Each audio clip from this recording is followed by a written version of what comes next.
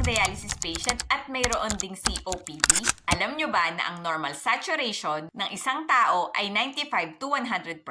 Ibig sabihin nito ay may sufficient na oxygen sa inyong katawan. Ngunit kapag kayo ay COPD patient or may chronic lung conditions, ang inyong normal range ay mas mababa sa karaniwan, 88 to 92% lamang. Kapag binigyan ng mataas na oxygen ang isang pasyenteng COPD, maiipon ang carbon dioxide sa inyong dugo, leading to dangerous respiratory acidosis, which affect the brain and the heart. If it gets too high, it can make you unconscious. Kaya imbes na bigyan ng mataas na oxygen, we give just enough. And the target is 88 to 92% and not 100%.